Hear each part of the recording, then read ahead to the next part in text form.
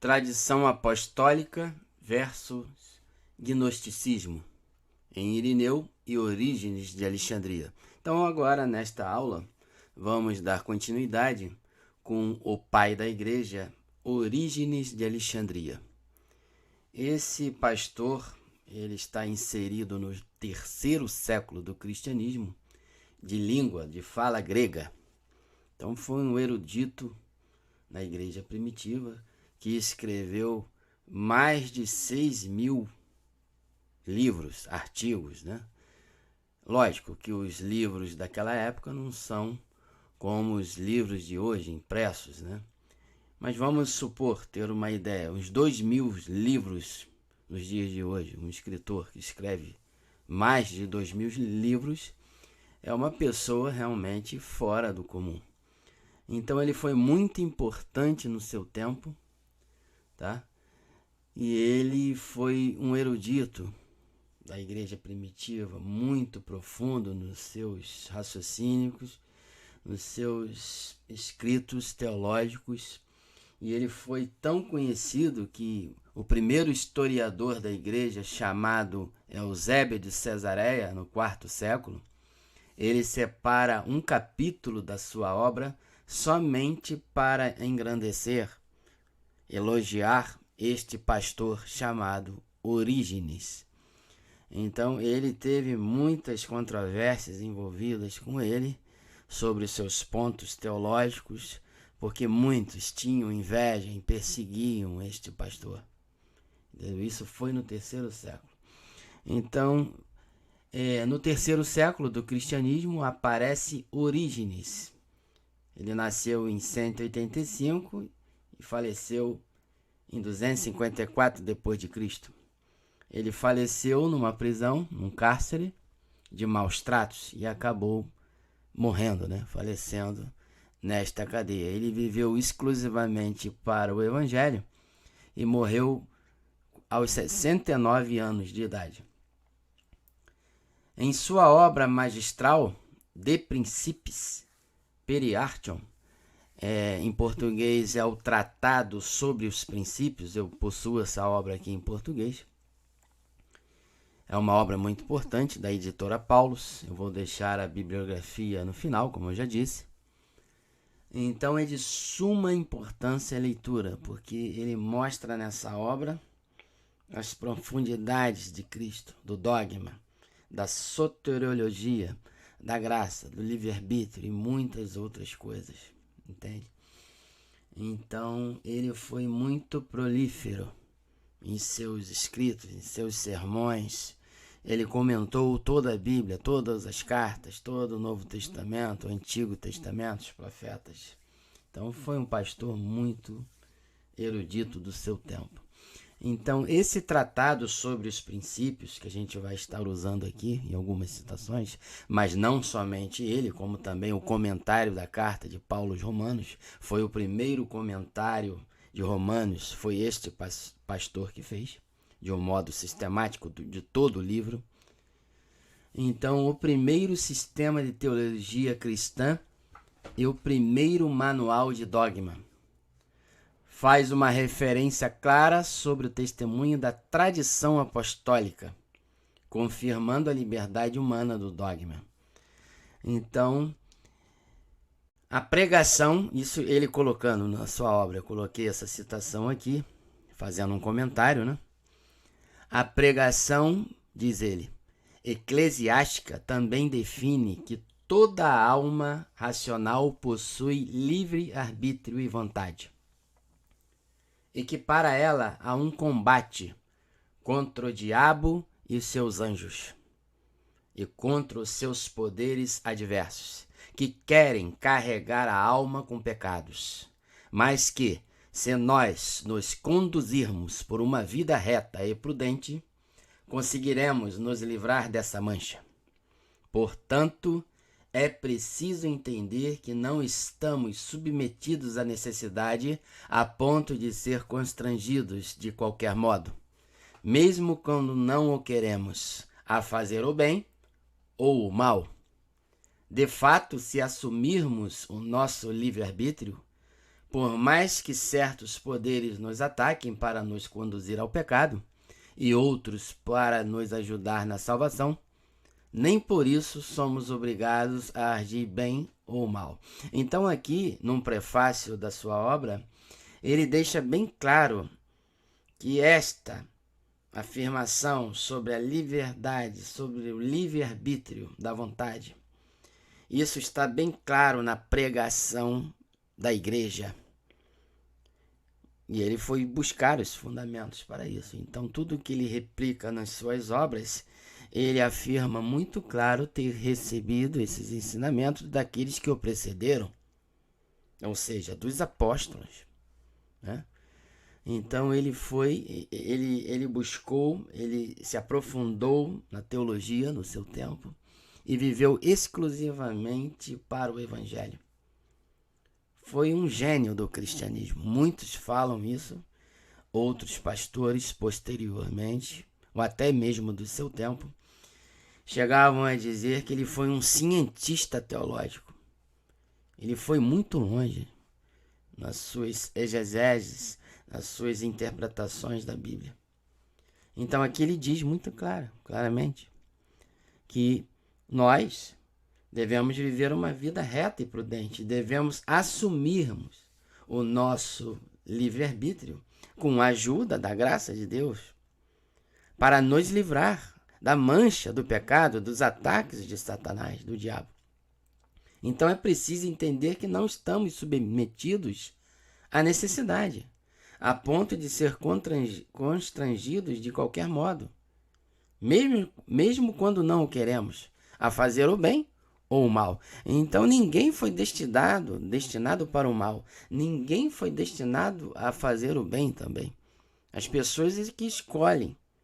E com o auxílio de Deus, elas trilham o caminho do bem. E se elas negligenciam, se afastam do Senhor, de Deus, elas acabam sendo dominadas e controladas pelo maligno.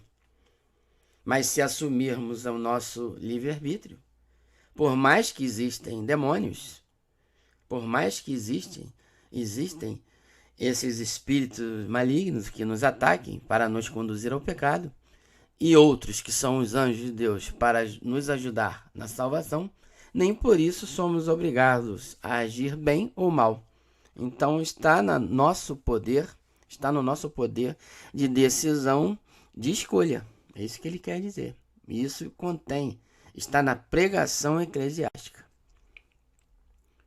É comumente acertado entre os estudiosos que os principais adversários de Orígenes foram os gnósticos. Então aqui, semelhante a Irineu de Leão, este pastor também, ele vai contra, ele se levanta no seu tempo, no 3º século, contra a heresia principal, ameaçadora, o gnosticismo.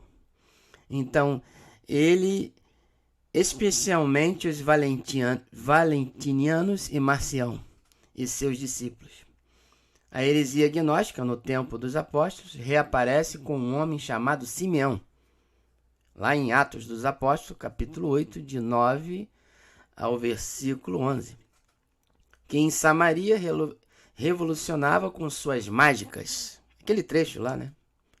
No livro dos Atos dos Apóstolos.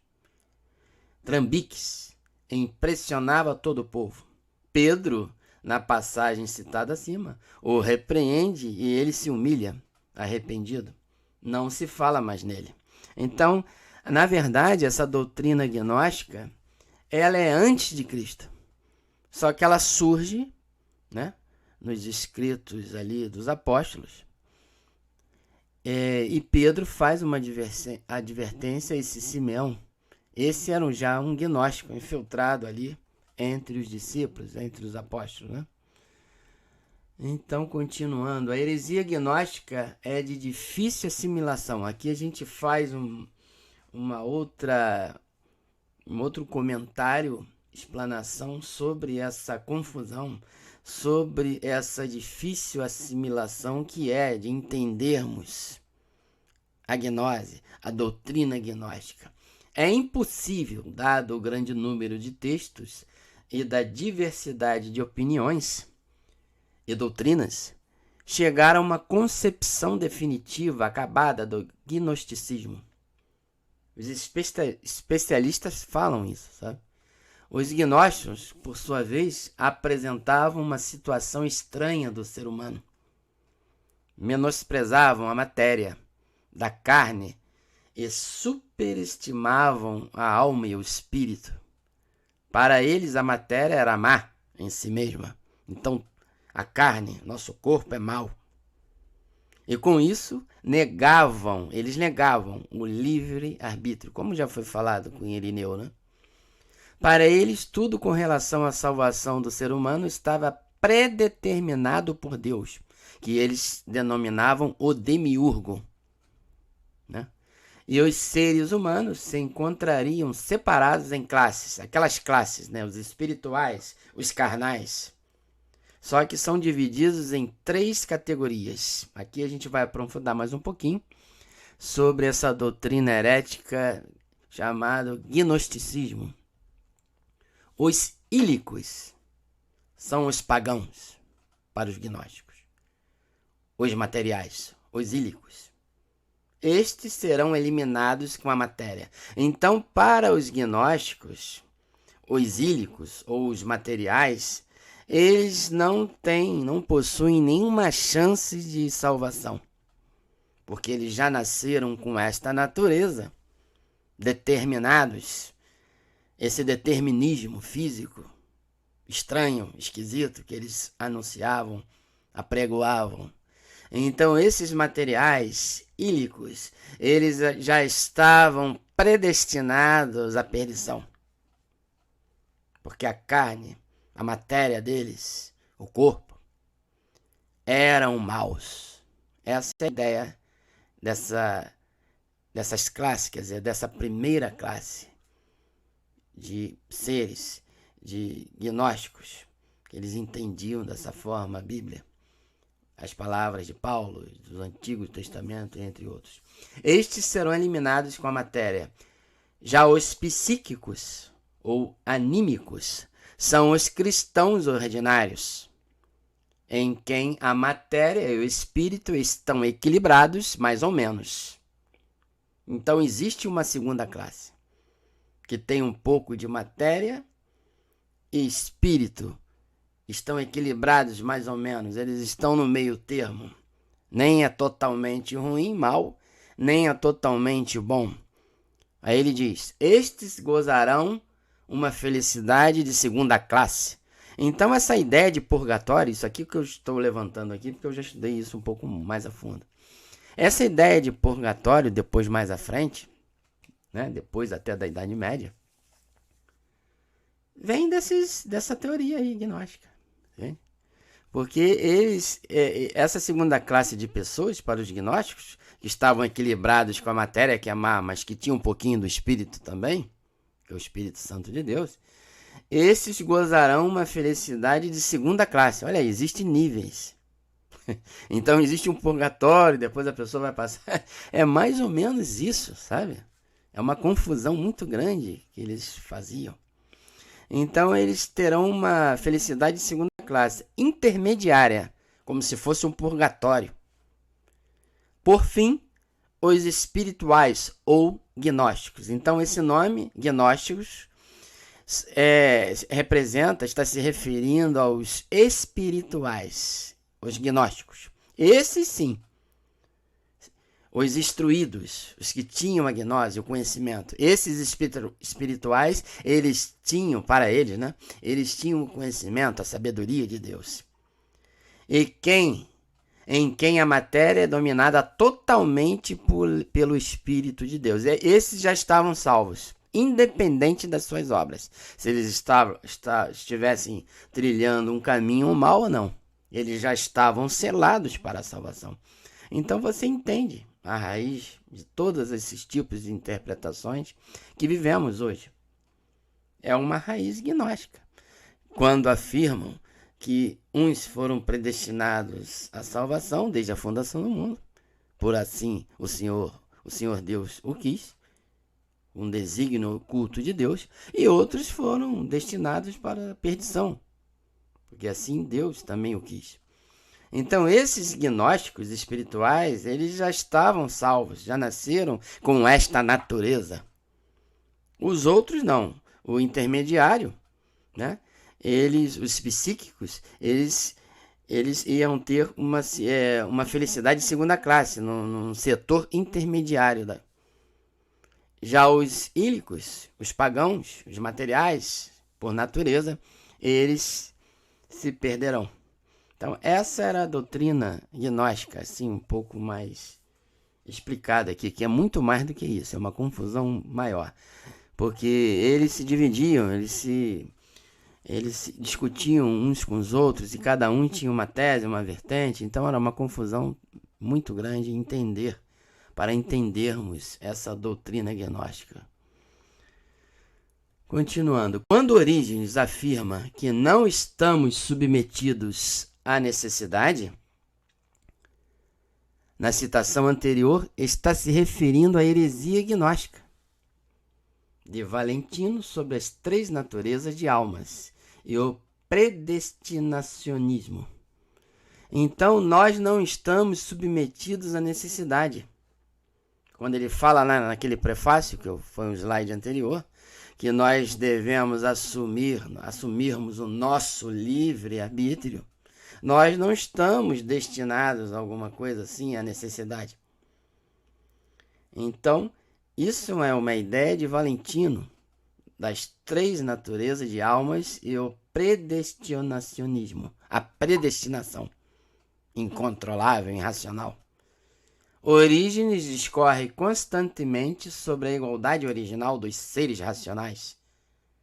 Então, para Orígenes e para toda a igreja primitiva, nós, o gênero humano e os anjos, somos seres racionais.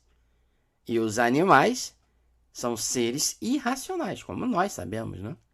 Isso está na ciência. Então, como seres racionais que somos, nós temos a capacidade de diálogo, de dialogar com Deus. Então, como seres racionais que somos, a igualdade original dos seres racionais que será rompida somente com a opção livre de sua vontade. O homem é livre para escolher a quem servir. Se vai servir a Deus ou o diabo.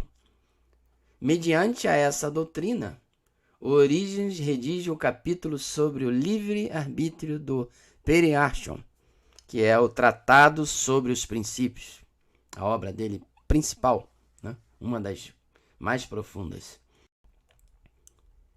Orígenes, em seu comentário sobre a Epístola aos Romanos, aqui já é um outro livro, o Comentário sobre Romanos, desenvolve em seu estudo contra os gnósticos duas forças fundamentais: o pneuma da vontade de Deus e o dinamismo psíquico, o livre-arbítrio. Então, existe a liberdade divina, mas existe também a liberdade do homem, da vontade humana. No debate contra a doutrina gnóstica, ele faz uso de dois vocábulos: presciência de Deus e predestinação. Sobre a presciência divina, Orígenes deduz que a partir deste vocábulo, Deus conhece nosso futuro, através da sua presciência. Sobre predestinação, supõe o conhecimento e a vontade antecedentes de Deus. Sobre predestinação como separação, eleição, né? No comentário sobre Romanos, aqui nós estamos no comentário dele sobre Romanos, na passagem sobre o chamado de Paulo para ser apóstolo, isso se encontra em Romanos capítulo 1, versículo 1.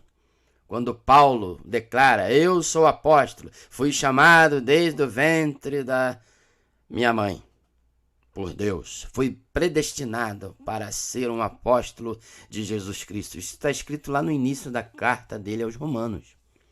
Orígenes disserta que Paulo se autodefine servo de Cristo chamado a ser apóstolo e separado para o evangelho. Então aqui ele está falando da eleição, da separação do apóstolo desde o ventre materno para ser um pregador do evangelho. Então como isso acontece? Então Orígenes vai nos explicar. Mas com base no mérito humano. Então ele foi separado para ser apóstolo, mas com base no mérito humano, em relação à presciência divina. Ou seja, Deus já sabia que em determinado momento ele, o apóstolo Paulo, iria escutar, iria abraçar, iria se envolver com a causa do evangelho. Por isso ele foi eleito, por isso ele foi separado, predestinado por Deus, porque ele acatou, por sua livre e espontânea vontade, o convite do anúncio, da pregação do evangelho. Então existe, por um lado, o mérito humano e a parte da graça de Deus, através da sua presciência, porque já conhece as coisas futuras. Tudo, nada é novo para Deus. Deus conhece o futuro de todas as coisas. Os gnósticos se apoiavam nessa passagem, aí em Romanos capítulo 1, sobre a eleição de Paulo, para afirmar as três naturezas humanas, como se Paulo fosse um gnóstico, como se Paulo fosse um ser espiritual já de nascença, com a sua natureza espiritual. Por isso que ele foi chamado a ser apóstolo. Isso na visão gnóstica. Os materiais, os psíquicos e os espirituais ou gnósticos. A dupla condição natural, boa e má, do homem correspondem a um duplo destino.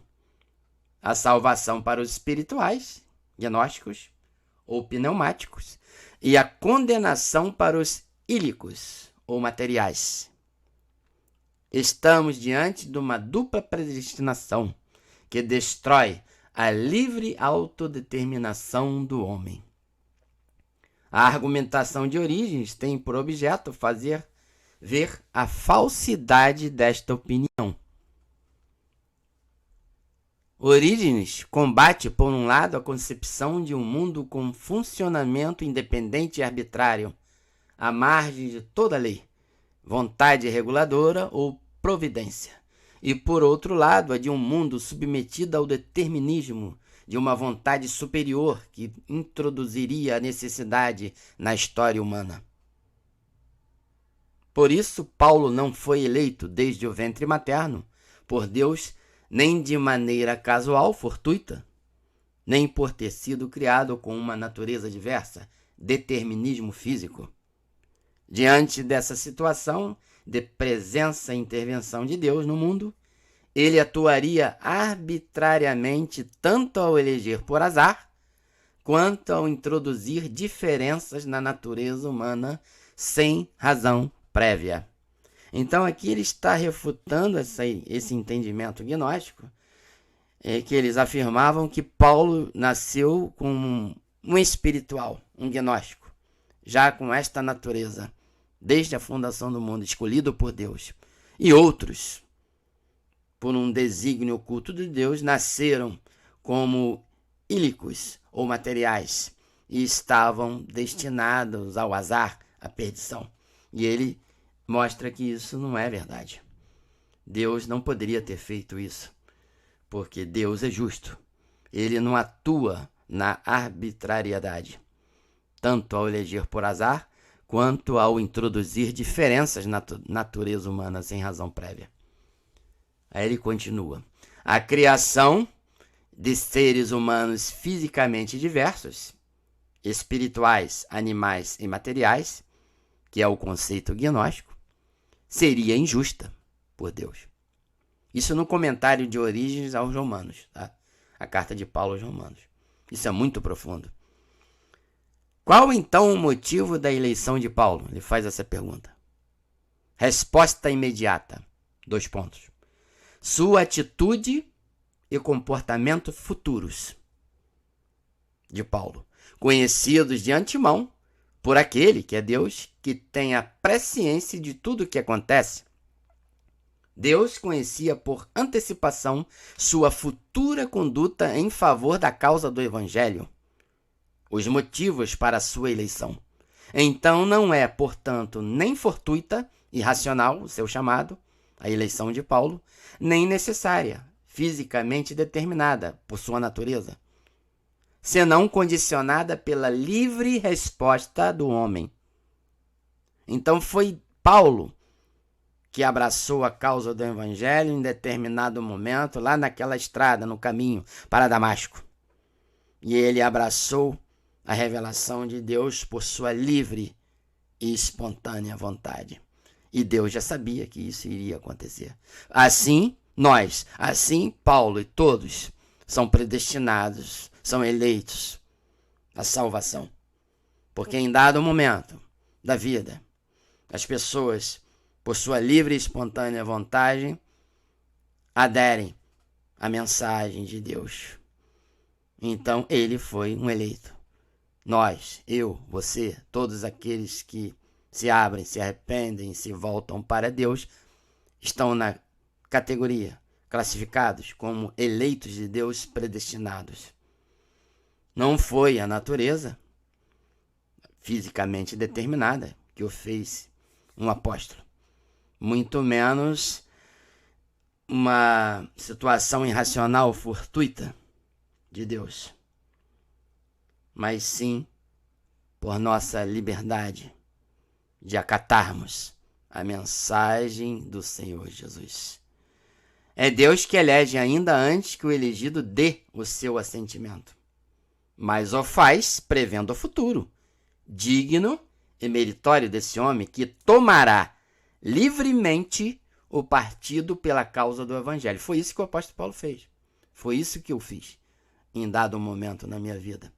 Então ele elege. Ele nos elege, porque ele conhece o futuro. Ele sabe se você vai aderir à mensagem ou não no momento certo. Que ele sabe o momento de cada um, entendeu? Quando nós vamos estar mais maduros para recebermos a sua palavra, que é espiritual, e a graça.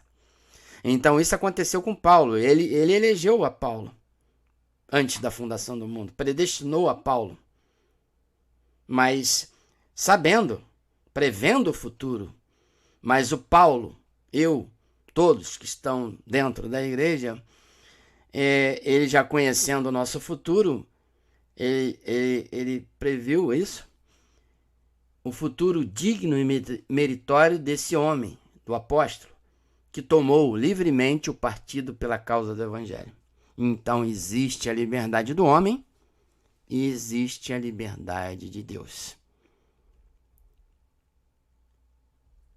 Portanto, como a causa da separação dos pecadores há de ser buscada em sua própria culpabilidade moral. Então não é questão da natureza que uns nasceram espirituais, outros materiais e perdidos, outros somente almáticos, vamos assim dizer.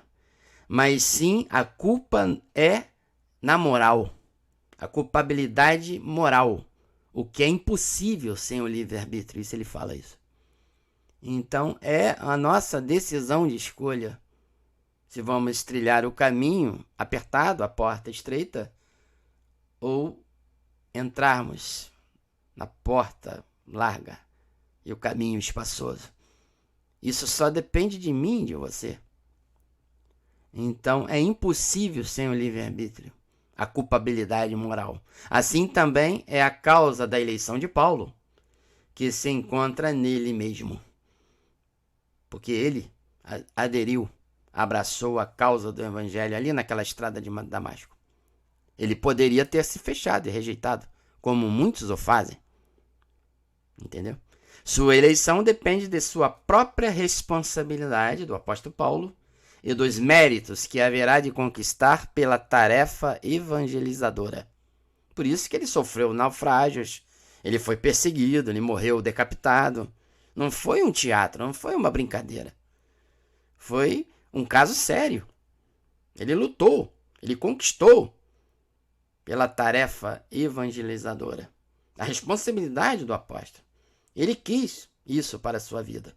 E ele agarrou com unhas e dentes e teve a força brotando no seu ser através da graça, que é o Espírito Santo, aonde o mérito é de Cristo. Mas ele teve a sua parte nisso. E assim ele foi eleito, foi predestinado desde a fundação do mundo para ser um pregador do Evangelho. Em previsão desses pressupostos, Deus o elege apóstolo do Evangelho.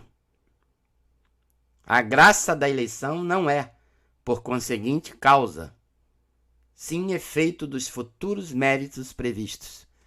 Intervém, pois, dois elementos, como eu já falei, o mérito humano e a presciência divina.